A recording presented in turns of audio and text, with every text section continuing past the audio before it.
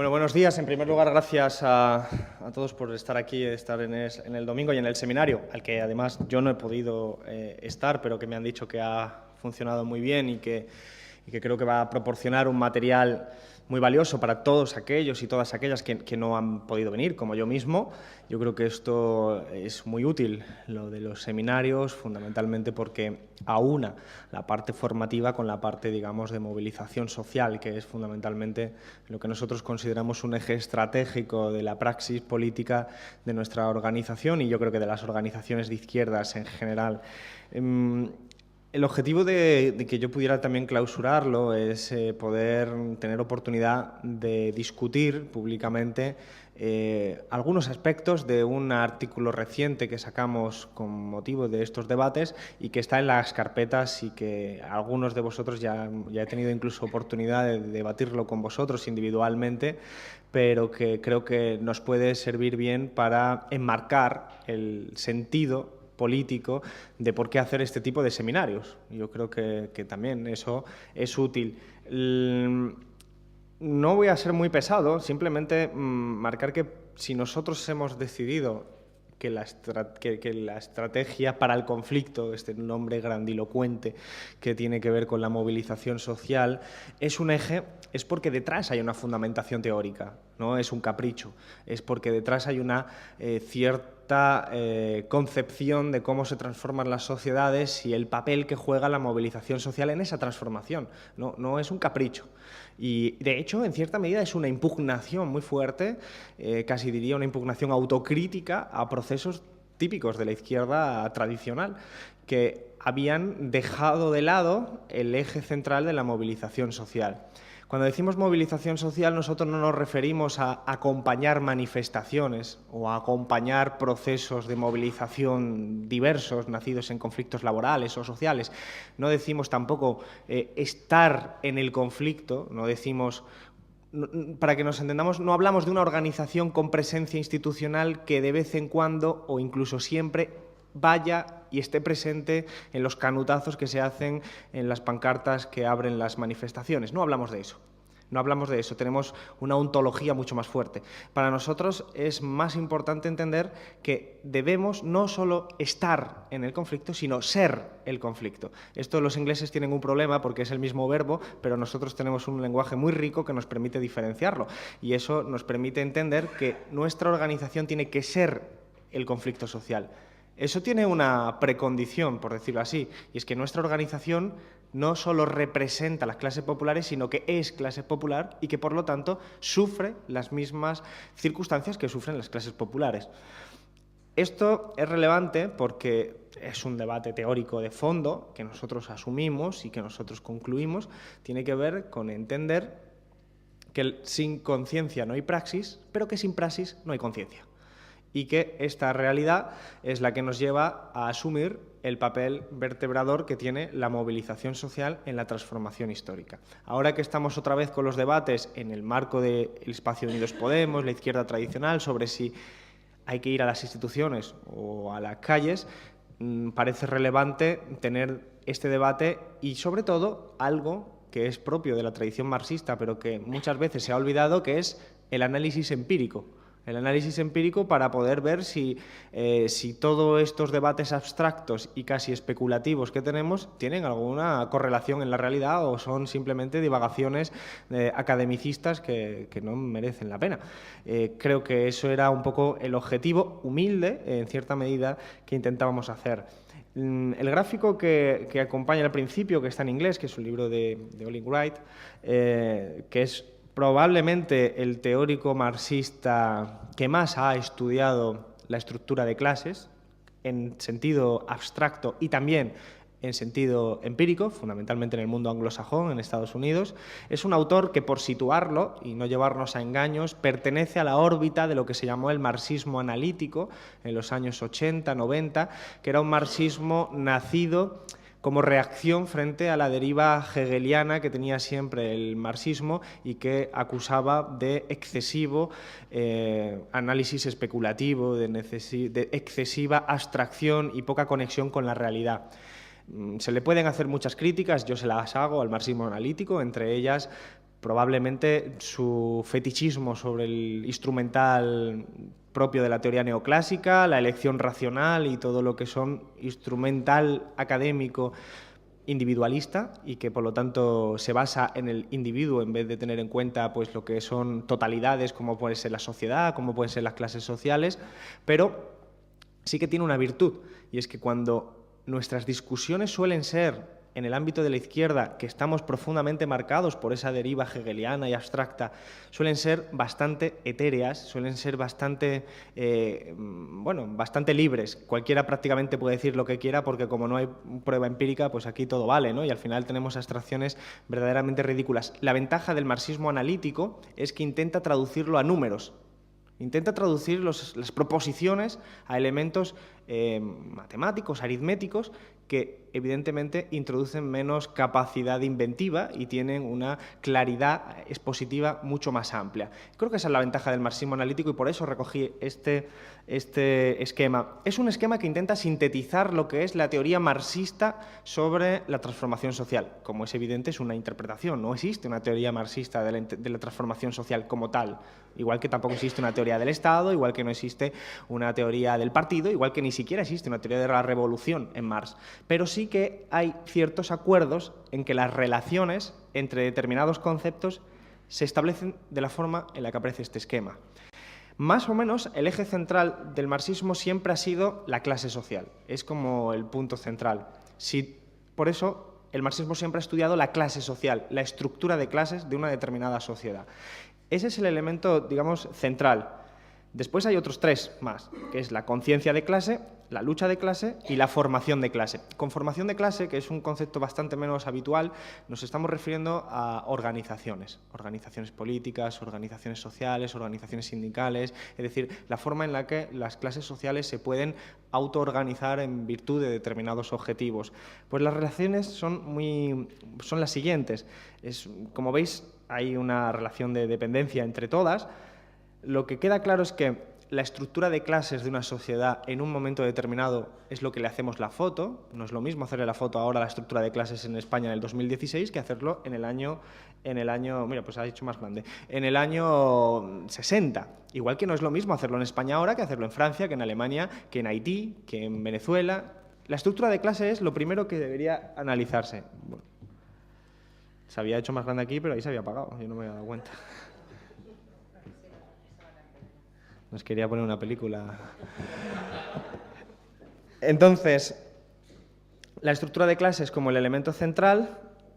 La estructura de clases en un momento histórico limita la conciencia de clases, eso es una deriva fundamentalmente materialista, de que al final determinada conciencia tiene una relación directa con la estructura de clase. Limita la lucha de clases, evidentemente la lucha de clases toma unos patrones y unos parámetros diferentes si estás hablando de un mundo feudal, si estás hablando de un mundo capitalista avanzado, si estás hablando de un mundo mixto y si estás hablando de cualquier otro país. Y la formación de clase también. Entonces la estructura de clase es como el margen, como digamos el marco en el que se establece la batalla política. Y eso es muy importante, porque una de las deficiencias que más hemos tenido en la izquierda de este país es la falta de análisis de estructura de clases. Somos muchas veces, de hecho, lo que yo llamo con cierta maldad el marxismo fosilizado, no deja de hablar continuamente de debates muy abstractos sin tener ni idea de cómo se estructura una estructura de clase en la sociedad actual. Y entonces, pues efectivamente, seguimos hablando de categorías que no tienen relación directa con la realidad que vivimos. En este seminario hemos visto realidades sociales y laborales muy particulares que merecerían ser analizadas en un aspecto macroeconómico para ver cómo se estructura una clase y para saber si son excepciones, si son dominantes, si son... En fin, eso lo carecemos. Una particularidad es que Olin Wright y los análisis, que es sociólogo de este tipo, fueron dominantes en el CIS hasta los años 80. El CIS cogió y hacía análisis de clase basado en estas categorías marxistas hasta los años 80. Fue el PSOE el que modificó la formación del CIS y lo convirtió en un análisis que no es de clases, pero es en lo que nos queda, que es el análisis por categorías profesionales, el análisis por cuánto cobras y el análisis por otra serie de condiciones socioeconómicas que nosotros usamos como aproximación de lo que son las clases sociales definidas en el sentido marxista. ¿Qué es lo importante que yo quiero señalar? Porque este análisis da para muchas cosas, claro, y es que la lucha de clases es la que transforma la estructura social. Aquí está el motor de la historia, en términos marxistas. La lucha de clases es el motor de la historia porque es la que modifica la estructura de clase para llegar, por ejemplo, a una sociedad sin clases. Pero, si veis, hay una flecha que sale de la lucha de clases hacia la conciencia de clase, que es una flecha de transformación. Esto es la base de lo que nosotros queremos señalar. En el marxismo está implícito, y a veces muy explícito, y es que la lucha de clases transforma la conciencia. Que la conciencia no es un ente separado de la lucha de clases. La lucha de clases es la cristalización de una contradicción entre intereses antagónicos de clases sociales y toma diferentes formas, pero los participantes en esa lucha, y los participantes no solo directos, sino también indirectos, las familias, el entorno de los participantes directos, ven cambiar su concepción del mundo, por hablar en términos gramscianos, como resultado de la participación ahí. Por eso, tanto Marx como Engels, como Lenin, como todos los autores, siempre han puesto mucho énfasis en la movilización social, en las huelgas, fundamentalmente porque obedecía como criterio principal de la movilización en aquellos años, los años del capitalismo incipiente, a la movilización mediante las huelgas. Ellos decían que los obreros solo se iban a desarrollar su conciencia a través de las huelgas. Lenin en esto es muy interesante leer el quehacer, por ejemplo, para darse cuenta que él siempre estaba satisfecho de lo que eran movilizaciones que llamaba embrionarias de la conciencia. Decía, son movilizaciones espontáneas de trabajadores que están cabreados con su situación laboral, que no tienen conciencia, pero que en el marco de esa lucha adquieren la conciencia. Claro, resulta curioso porque si nosotros vemos ese enfoque, lo llevo un poco al ámbito polémico, seremos capaces de ver en la actualidad determinados conflictos que surgen de forma espontánea por gente sin conciencia que a veces la izquierda ha despreciado, como el 15M. Que no dejan de ser síntomas de conciencias embrionarias, que a veces son conciencias de naturaleza, solo sé que tengo que resistir. Ya está. Ese es el límite máximo de la conciencia que alcanza quienes se movilizan por una determinada circunstancia. Y que es, precisamente, en la posición marxista, las organizaciones que han adquirido la conciencia mediante el estudio y la formación, las que participando de mano a mano con aquellas personas que están en esa conciencia embrionaria, pueden elevar la frustración a compromiso político. Esa es, en última instancia, la característica esencial de la movilización social.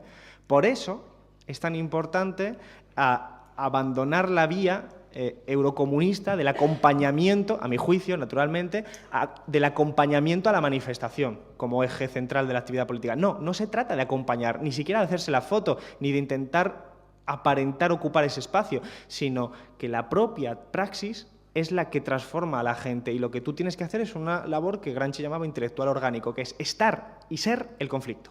Estar y ser el conflicto, y siempre pongo el mismo ejemplo porque creo que es muy gráfico, entender, por ejemplo, de forma crítica, la función que ha jugado la plataforma de afectados por la hipoteca en nuestro país, sabiendo que no es una organización socialista y sabiendo que entre sus fines no está el socialismo, pero sí entendiendo que cuando una familia pierde una vivienda, lo que tiene es un sentimiento de frustración y sabe que lo único que tiene que hacer es resistir a que le quiten la vivienda, pero no tiene adquirido una conciencia de cuáles son las causas últimas que hacen que el banco le quiera quitar la vivienda. No entiende las interrelaciones financieras, la crisis financiera mundial, no está familiarizado con esos códigos, pero sí entiende que si viene una organización y te ayuda a que tú consigas evitar la injusticia, estableces unos lazos de confianza y de seguridad que además son lazos que te permiten entender, mediante la pedagogía de la propia organización que llega a ayudarte, cómo efectivamente ya ese problema individual es una manifestación más de un problema más amplio, que es el problema más amplio que le puede ocurrir a tus vecinos, a tus vecinas o, en última instancia, a la sociedad en su conjunto.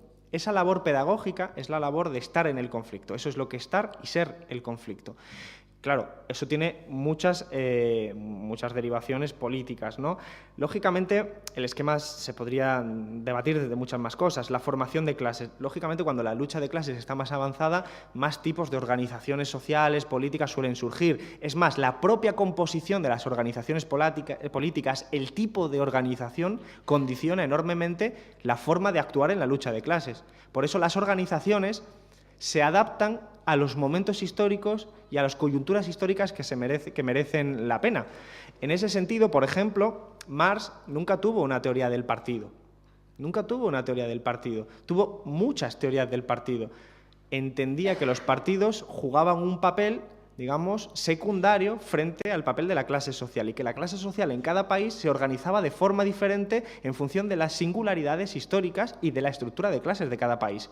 Por eso Marx puede llegar a defender la inserción en los partidos demócratas pequeñoburgueses, por ejemplo, en Estados Unidos o en el Reino Unido. Dice, los trabajadores tenéis que meteros allí porque se dan en estas circunstancias distintas, y en cambio en Europa, después de 1848, dice, lo que hay que hacer es generar partidos políticos solo de trabajadores independientes de los partidos demócratas pequeñoburgueses. No hay una contradicción, hay una asunción de que el partido político no es el eje de la lucha, sino que es un instrumento al servicio de la clase social, y que la clase social en cada país se configura de una forma diferente y que, por lo tanto, no se puede hacer un análisis del partido sin haber hecho un análisis de la clase social previamente. Creo que son grandes enseñanzas que podemos aplicar en la actualidad.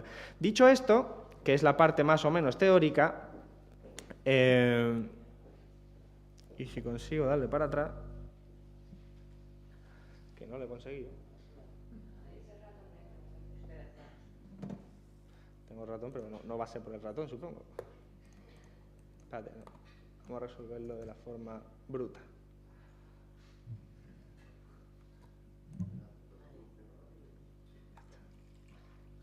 Prefiero esto. Bueno, entonces, la parte yo creo que relevante para una clausura de este tipo es analizar lo que ha sucedido desde el punto de vista empírico. He de añadir una cosa, la estructura de clases de cada país se deriva también de la trayectoria de largo y medio plazo del sistema económico capitalista. Por lo tanto, la movilización social no es un bien en sí mismo, la movilización social debe tener unos objetivos estratégicos. Por eso tienes que tener un proyecto político y no toda la movilización social es la misma. Voy a poner un ejemplo. La movilización social en torno al no a la OTAN no tiene las mismas características que una movilización social en torno a la defensa del empleo.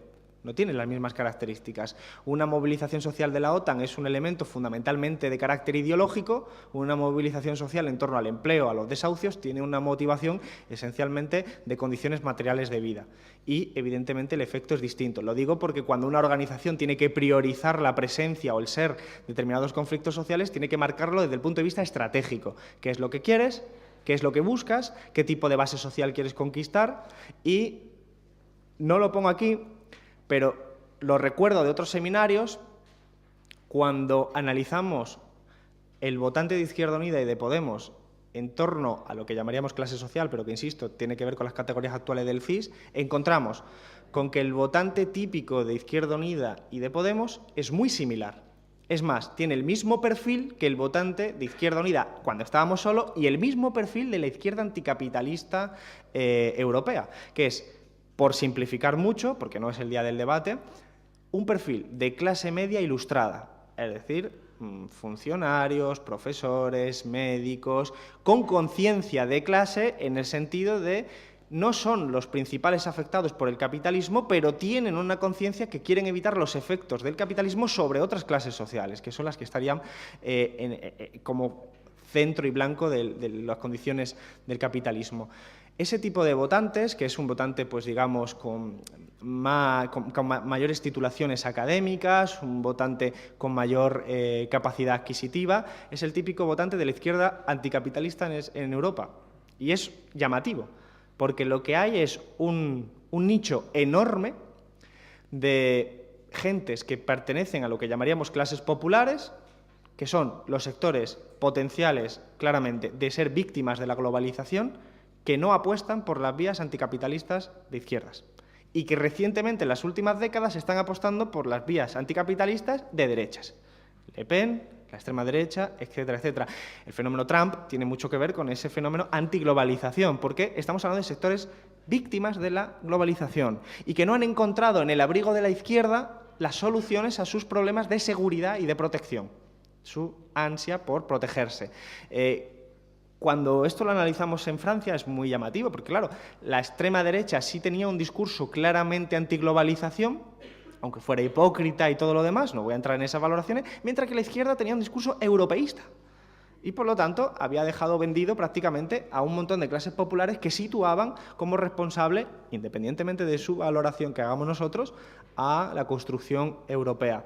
Pues bien, el votante de Podemos, el votante de Izquierda Unida, pertenece a eso. Lo vemos como una autocrítica, pero lo vemos al mismo tiempo como una oportunidad.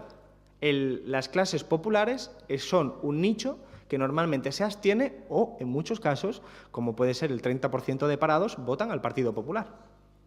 Y eso es, evidentemente, una tarea por hacer.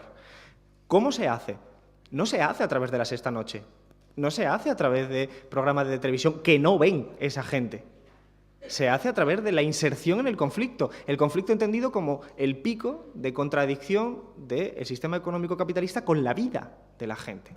Entonces, estar ahí y explicar las causas es el motivo por el que nosotros entendemos que es un eje central para evitar que crezca la extrema derecha y para que nosotros tengamos base social suficiente para hacer lo que decimos. Si no, estamos condenados a un juego parlamentario de teatro de sombras en el que efectivamente dices representar a una clase social que no te está votando. Y eso, evidentemente, tiene muchas connotaciones. Si observamos en términos históricos recientes la evolución del PIB y de la tasa de desempleo, veremos cómo nos encontramos con lo que es conocido por todos, una disminución del PIB en torno al año 2007-2008 y una aparente recuperación en los últimos años. La bonanza macroeconómica parcial, temporal, frágil, que tiene otras explicaciones, ¿no? Que tiene explicaciones exógenas, como es el comportamiento del Banco Central Europeo, como es la depreciación de la moneda y otra serie de elementos que explican una bonanza macroeconómica, a pesar de que la tasa de desempleo está históricamente alta y que una tasa de desempleo que se había elevado también a partir del año 2007 y que ahora, por también razones fundamentalmente, en algunos casos estadísticos y en otro caso de fracturación del empleo existente y por lo tanto de precarización del empleo, pero también por un efecto estadístico. La gente que buscaba empleo ya no lo busca y por lo tanto no aparecen como activos, la gente que buscaba empleo en España se ha marchado fuera y tampoco aparece estadísticamente. Lo que tenemos es este escenario, ¿no? Un escenario en el que temporalmente, vamos a decir, del año 2014 en adelante hay una cierta manifestación de mejora económica, macroeconómica. Pero tenemos un pico muy claro que nos indica que hay un cambio de ciclo económico en torno al año 2007-2008. Bien, esto teóricamente debería haber llevado a protestas espontáneas. Yo lo comparé con el registro de huelgas y de participaciones en huelgas durante todo el periodo. El periodo citado va del 96 al 2016, son 20 años.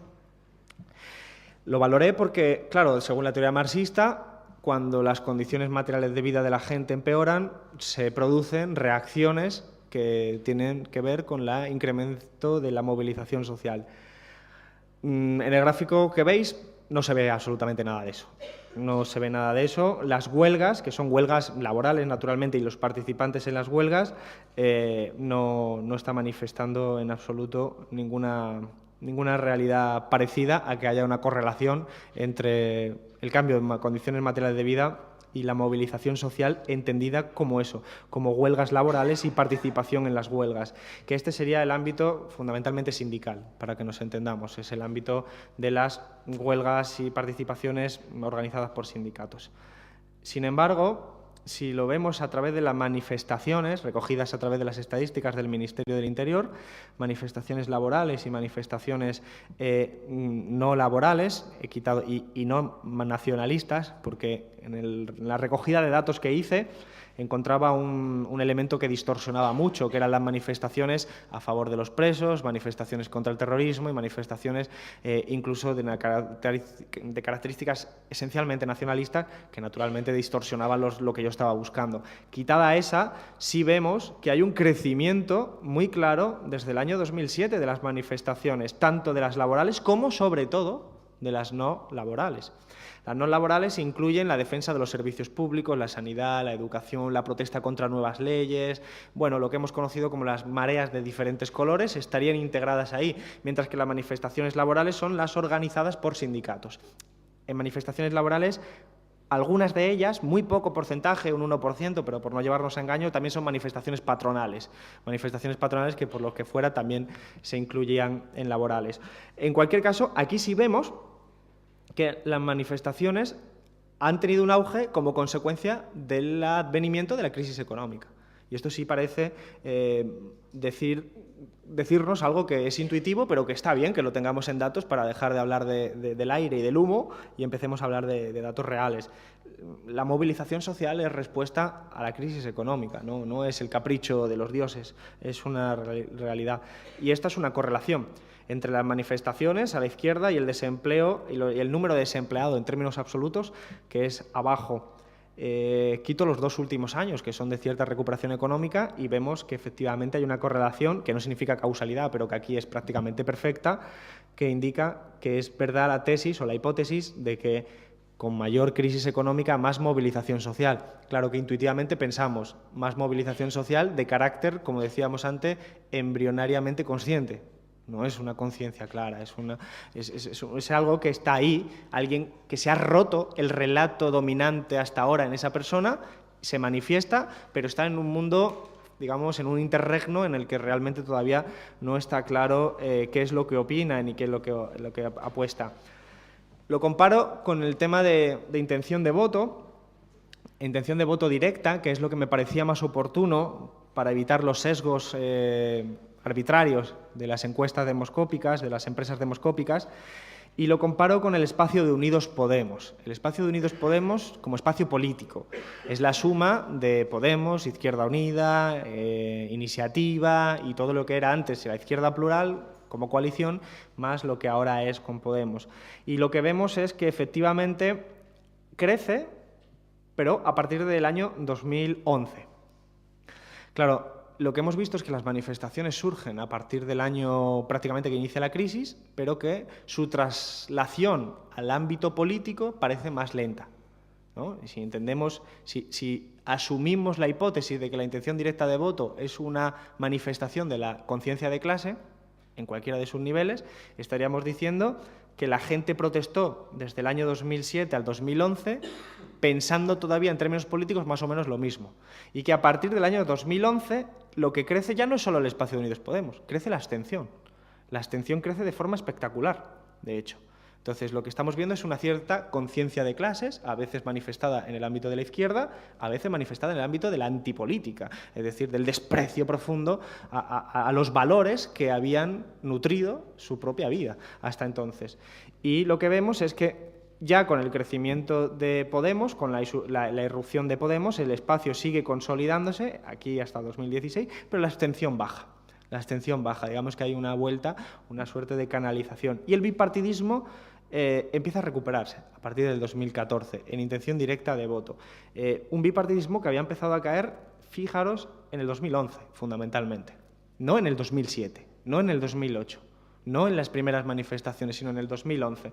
Casa muy bien con la teoría de Gramsci de que una crisis de régimen, que nosotros lo llamamos así, pero Gramsci la llamaba crisis orgánica, es la traslación de una crisis económica que por su profundidad se traslada al ámbito político, pero tiene un retraso, tiene un lag, tiene unos años en los que si la clase es dominante, en términos de Gramsci, si el bloque histórico dominante es capaz de reconducir la crisis económica, nada sucede, pero si no es capaz de reconducir la crisis económica, deviene una crisis política de alta envergadura. Encontramos también el número de manifestaciones y la intención de voto a Unidos Podemos, ¿no? Ya por meses de toda la información que tenemos disponible. Como se puede ver, se manifiestan dos cosas. El espacio de Unidos Podemos, como, insisto, no me interesa tanto como debate entre Podemos, Izquierda Unida o el ámbito jurídico, sino como aproximación que tengamos más clara a la conciencia de clase, que es lo que yo creo que nos merece la pena. Crece hasta el año 2014, pero fijaros que hay una bajada en el 2013.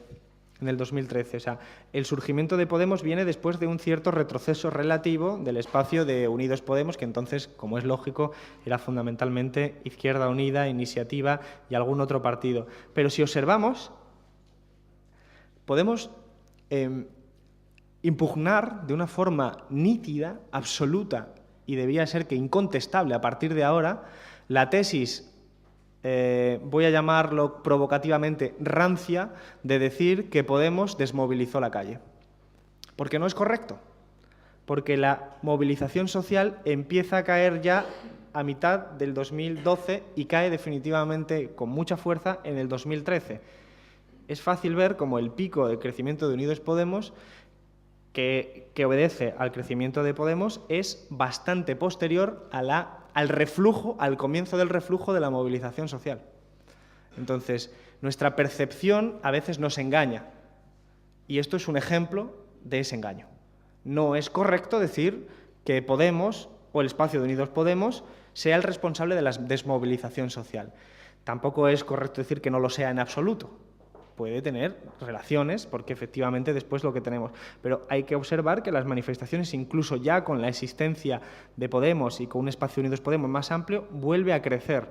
Es más, lo que tenemos al final, sin ser determinante ni significativo, es que el espacio de Unidos Podemos que cae al final, aquí tenemos hasta el año 2015, tiene mucho que ver con la caída de Podemos entre el verano del año pasado y Navidades del año pasado, que, como sabéis, se recuperó prácticamente para las elecciones, pero en todas las encuestas estaba cayendo a plomo y al mismo tiempo caía también la propia manifestación social.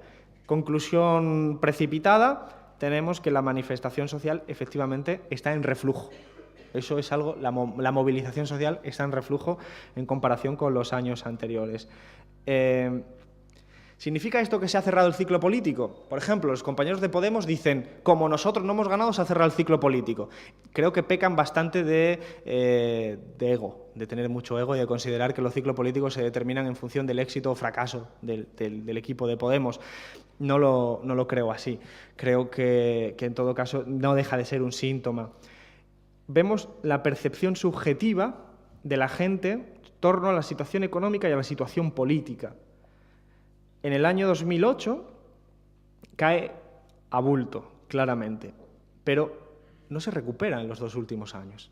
Se recupera muy parcialmente. ¿Qué quiere decir? Que estamos en niveles históricamente bajos de una percepción en la ciudadanía de que la economía y la política vayan bien. Así de sencillo. Es decir, la percepción de la gente en torno a la economía y la política sigue siendo históricamente similar a la del 2011, por ejemplo. Una cosa que es interesante de la anterior es que, aunque haya habido reflujo en las manifestaciones, correcto, está a niveles del 2011. O sea, históricamente altos, que no significa que las calles estén vacías, para que nos entendamos. Otra cosa es la visibilidad mediática, que eso tiene otras derivaciones. Y si vemos la preocupación de la ciudadanía española, vemos que la corrupción en torno al año 2012 crece mucho, 2013 son los años en los que empiezan a surgir todos los casos históricos de corrupción y tiene un pico muy fuerte, aunque no se puede percibir ahí, pero lo ves con los datos mensuales, que es los papeles de Bárcenas. Los papeles de Bárcenas, con toda la repercusión mediática que tuvieron, hicieron que la corrupción se disparara, la corrupción y el fraude. Vemos que el sistema político preocupa a los españoles fundamentalmente de forma creciente a partir del 2008. Esto también es coherente con lo que estábamos diciendo, es una manifestación directa que crece de forma sistemática y que parece haberse recuperado un poco, pero sigue a niveles históricamente muy altos. Es la segunda preocupación de los españoles. Bueno, tercera, aquí no estoy incluyendo la que se lleva la palma, que es el paro, y que me dejaría la estadística sin poder mostrarla porque me rompería todos los datos. Pero sí que se ve algo interesante, y es que la sanidad y la educación no han dejado de crecer como preocupaciones de los españoles. No muestran ese reflujo que habíamos visto en las manifestaciones, ni muestran siquiera el reflujo que parece el sistema político. No, la gente sigue preocupada por la sanidad y la educación a niveles muy, muy altos. Estamos hablando del 20% de la gente como principal problema de la sanidad, el 20%. Cuando, si nos vamos al año 96, no llegan al 5% y al 5, y en total no llega ni al 10. entre los dos, sanidad y educación. Y ahora tenemos datos muy interesantes. Lo digo porque la percepción es fuerte aquí de qué sectores queremos potenciar estratégicamente hablando, ¿no? Estratégicamente, aparte del paro, que lo hemos situado como el eje central, la precariedad y demás, sí que lo que tiene que ver con las condiciones materiales de vida, como la sanidad y la educación, parece que son elementos objetivos que pueden mover a la ciudadanía y movilizar desde ese punto de vista. Entonces, con este acercamiento muy aproximativo, las estadísticas en nuestro país son verdaderamente malas, son lamentables, de hecho, pero nos dan algunas pistas de lo de la movilización social.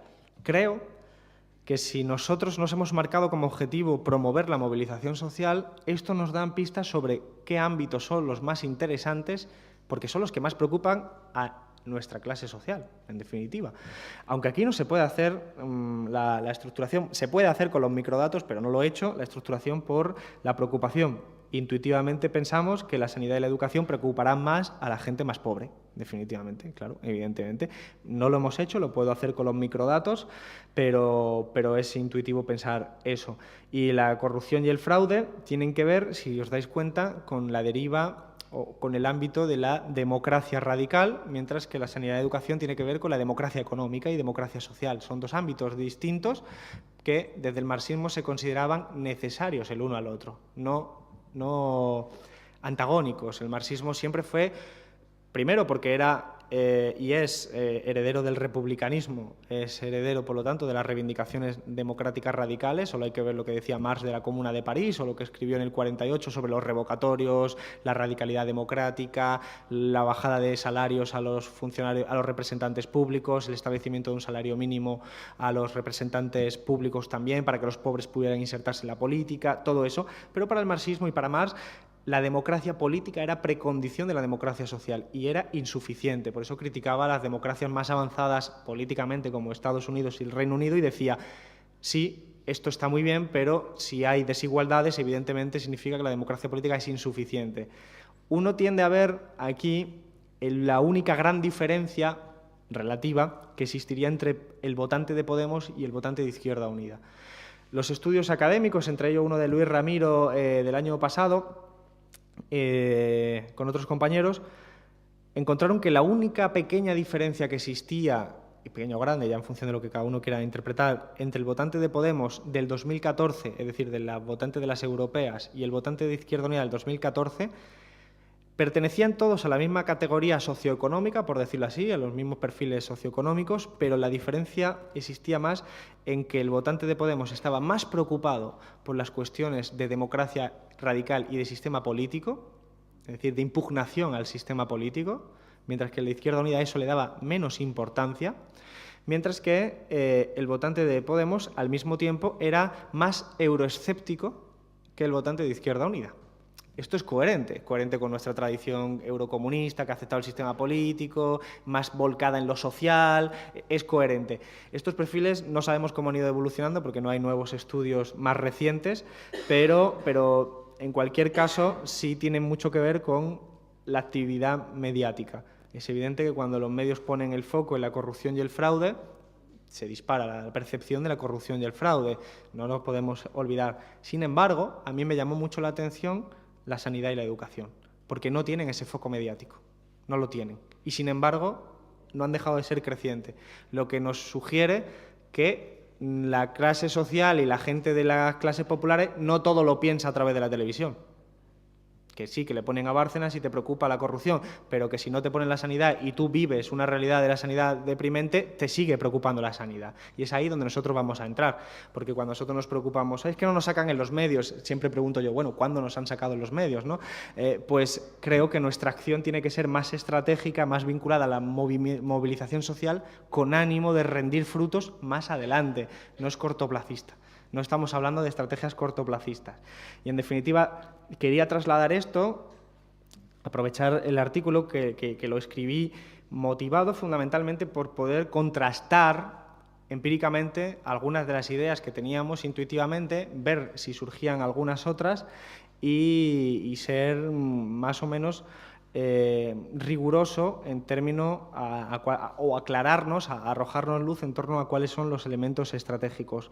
Por lo tanto, lo único que quería con esta intervención, digamos, de clausura era situar por qué en Izquierda Unida hemos establecido la movilización social por su carácter de transformación de las conciencias y por qué creemos que debe situarse en las condiciones materiales de vida de la gente, porque son las que, primero, van más a las clases populares y porque son las que mayor capacidad de movilización probablemente tengan en un momento histórico como este. Si analizamos la trayectoria económica, somos capaces de ver que los recortes anunciados por el Gobierno de Mariano Rajoy, que son 5.000 millones de euros, pero que van a crecer, generan las condiciones adecuadas para entender que se inicia otro ciclo de movilizaciones donde nosotros tenemos que ser el conflicto, no solo estar en el conflicto. Porque quizás, termino con esto, la única cosa llamativa que debemos situar entre el año 2014 y 2016 es que, a pesar de nuestra retórica, es correcto que se interrumpieron los recortes presupuestarios del Gobierno, porque se aproximaban elecciones. Y en los últimos presupuestos del Estado, no digo de las comunidades, pero sí del Estado, se interrumpieron los recortes y, por lo tanto, esa es una de las explicaciones por las que el PIB creció. Y eso, sin embargo, cambia ahora, cuando ya el Gobierno inicia otro ciclo político de 4 años, en el que ya directamente ha reconocido que hay que recortar 5.000 millones de euros, cosa que no dijo el año pasado ni dijo el anterior. Ahora sí lo dice. Por lo tanto, hemos vivido una suerte de paréntesis oportunista del Gobierno y volvemos a la realidad. Y la realidad es la de la hoja de recortes y la de la necesidad de la movilización social. Y bueno, con esto espero haber sugerido alguna que otra cosita. Gracias.